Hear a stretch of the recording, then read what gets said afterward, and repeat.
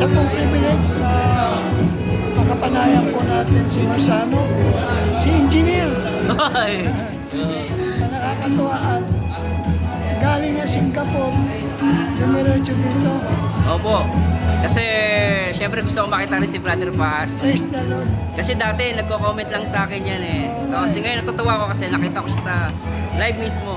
At awa ng Panginoon, nakita ko siyang malakas na malakas. Praise the Lord. Kasi, kuya, last time, fight na fight kayo. Ngayon, medyo tumaba kayo. Akala ko nga mamamatay na ako. Oo, di ba? Parang grabe, ano? Bedridden ako nun. Oh, break din kayo? Okay. Buti nga nakakalakad na ako. So ano masasabi mo sa Team Kalingap? Of course, Team Kalingap is one of a kind, no? Marami silang tinatutulungan. At the same time, bilang vlogger, natulungan din kami. Ako, especially ako, beneficiary din ako ng Kalingap. Kasi kuya, nagkaroon ako content because of Kalingap. At the same time, marami ako nakilala. Like Kuya Paas, Brother Paas, nakilala ko siya. Ako nga hindi ko in-expect na maninod kita kasi comment lang ako sa ano mo. Opo, kuya. Tapos I never expect na makakarating ka. Oo. So it's an honor and pleasure na makaharap ko ang isang Marsano. Uy, thank you kuya. At the same time, nakadaw papalan ko pa. Opo. At hindi lamang po siya Marsano, magaling na reactor. Salamat kuya sa compliment mo ha. Siyempre, ano lang yun, ginagawa lang natin yung the best. Hindi kasi napakinggan ko yung mga detalye mo sa Pag-reaction. pag-reaction mo kay sino ba ito? Sino kuya? Love team ba yan? Ulit yung kuya, kay Red Zane, napanood mo yun. Oo, pinanood ko talaga. Ano masabi mo? Para kang attorney dun eh. Kumbaga, sa'yo kasi ang ginawa mo expository. Opo. Talagang from the beginning to the end, pinanood mo yung video. Opo, dapat ganun talaga. Although medyo nakakapagod lang kuya, pero kailangan yun. At the same time, nandoon yung, alam mo, sa pag-reaction, kailangan natin na malumanay. Opo, malumalay. Yung, kumbaga, yung pag-public speaking natin, nandun pa rin yung i-respect ka ng viewer. Yeah, o kuya. The way you Importante yun. deliver the words na binabahagi mo sa viewers na. Especially kuya, yung mga commentary. Kailangan talaga yun, medyo maingat. Although minsan kuya, minsan matigas din ako magsalita. Because kasi may mga basher, may mga taong makikita ng utak. Pero paano mo nadadala yan? Kasi first and foremost, engineer ka sa Singapore. Opo kuya. At the same time, nagbablog ka. Paano mo naihandle ang sitwasyon? Ano po kuya, marami naman akong time, bali nahati ko lang yung time ko, no, yung pag-react. Then pag may wala akong trabaho, ginagawa ko. Kasi ano kuya, nag-work from home ako. Sa bahay ako nag-work. Maganda pala. Kaya pag pahinga ko, ilbis na ipahinga ko, magbablog ako. Kaya minsan nakakapagod talaga siya. Masarap, nadali siya patignan. Pero yung sa reaction ko kasi medyo mahirap yun, kuya. Dahil ano yun eh, mahaba minsan eh. Umabot ako ng isang oras eh. Kasi nga, yun nga, yung sinasabi ni kuya, na inaalam talaga natin pag nireact natin. Hindi kasi ang isang bagay kasi pagmahal mo. Ayun. Hindi mo alintana yung pag- Amen. O kuya. Gusto mo yun. Kasi Amen. comes from your heart yung ginagawa mo. Yeah, exactly kuya. Ang isa lang masasabi ko sa isang vlogger, Okay kuya. dapat nandun pa rin yung ating humble heart at the same time. Mm. Stay where you are. Amen. Oo, Diba? oo kuya. Kaya ang lagi kong ina-advise sa mga vlogger, dapat huwag natin kalimutan yung bawel. Yeah, oo kuya. Tama What is yan. bawel? What is it kuya? Bawel, di ba? Since kinder pa lang tayo inaaral na yan. Oo. Tama. A-E-I-O. Oo, yung mga bawel, oo. Number one sa isang vlogger, dapat yung A ang pairalim. A, what is A? Attitude. Okay. Nice ha. Okay yan kuya. Then E, Pangalawa, kapag may attitude ka, iira ng letter E. what is it kuya? Example. Galing. Nice. Okay Kasi ah. bakit kailangan natin, bakit sa bawel nauna ang A, hindi O? Di ba? Oo nga no. Ibig sabihin, Resulta agad. merong kuhan, merong dahilan. Yeah. Kaya nauna pala ang A, hindi, ibig sabihin, sa isang tao, dapat meron siyang attitude. Para kapag may attitude siya, iira yung example niya. Exam E. O, di ba? Pag may example ka, siyempre you have to determine your I, Ay, what is it kuya? integrity. Integrity. Importante yan. Sa kasi vlogger. alam mo sa isang bagay, bakit mayroong attitude? Hindi ka magkakaroon ng integrity without attitude. Laging magka-partner yan kuya. Oh. Plus example. Example. Kasi hindi ka magkakaroon ng example without integrity. True. Kasi paninindigan na rin. Yeah, oo. If you have the integrity, then follow na yung obedient. Diba? Yeah, oo, correct. Kasi Obedient. obedient ang napakahalaga. Oo, kuya. Kapag may obedient ka, madali na yung unity. Amen. Amen. Kaya napakahalaga sa vlogger yung bawit. Dapat hindi lang ang pairalin yung ating emotion. Dapat lagi nating tandaan yung bawit. Wow, kuya. Obedient, unity. Unity kasi sa grupo. Sa isang grupo, pag walang unity, walang... Yeah, o parang yung walis ting-ting kuya, di ba? Inaaral natin ng bata tayo. Eh. Kaya we need to have unity in our group para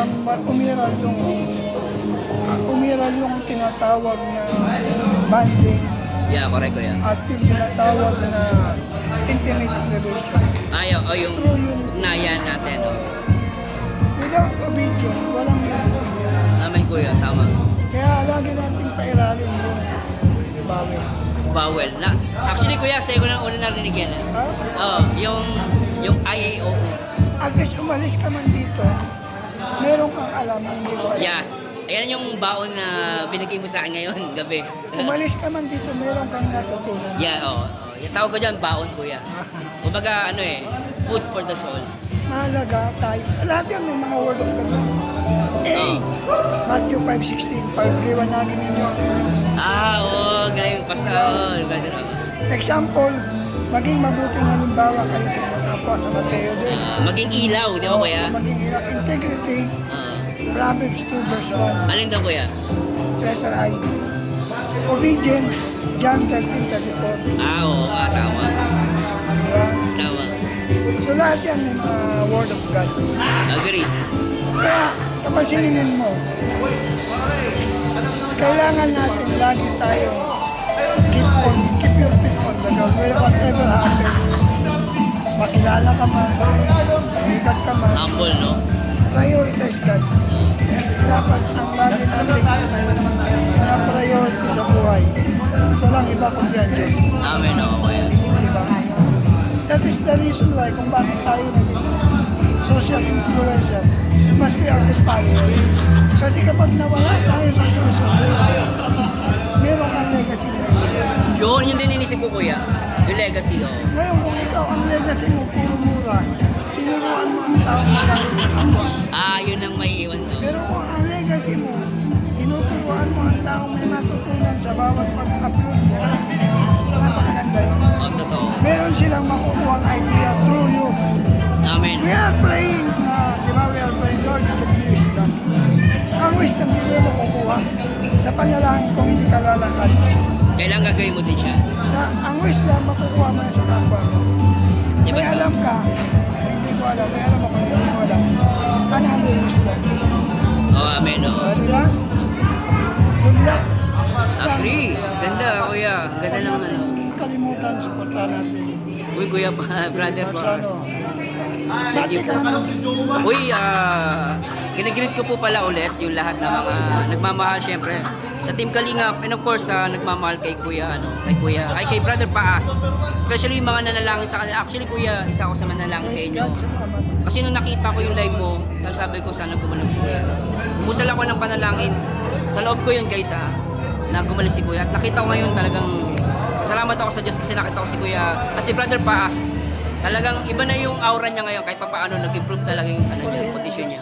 Amen Kuya. Mahalaga sa buhay natin, wherever you are, whatever you do, the way you speak, the way you talk, glorify God. Amen, oo Kuya. Always Kuya. Mahalaga na. Kasi ang Team Kalingap,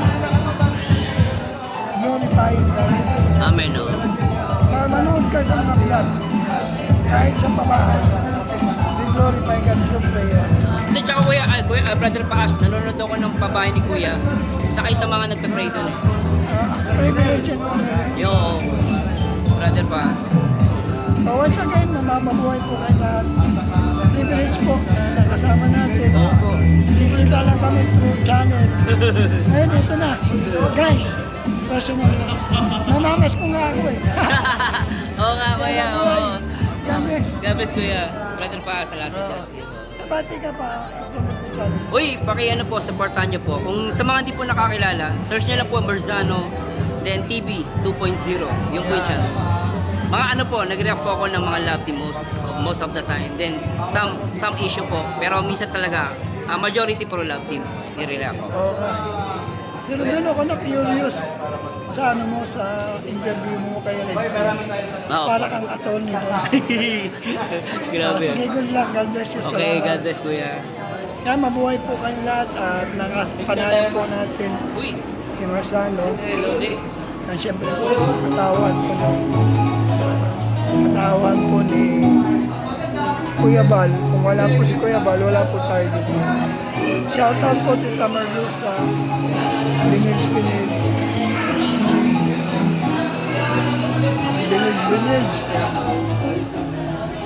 Shoutout Mrs. Paas PH. Sana po supportahan po natin. Karaig Pe. Yan, shoutout. Tita Litz. Joseph Importante, Mike Green, Lerma Tanaka. Marami po salamat. Sa Diyos po ang kapulan, kayo po maluwalat. Ang Diyos po maluwalat eh. Ang Diyos po magparangalan sa ating buhay. Sana po huwag po natin kalimutan, Bal Santos Matulong at Ella Vlog Kalingap lang. Mabuhay po ang lahat. Ito po ang inyong lingkod, Brother Paz. See you next vlog. Bye-bye. God bless.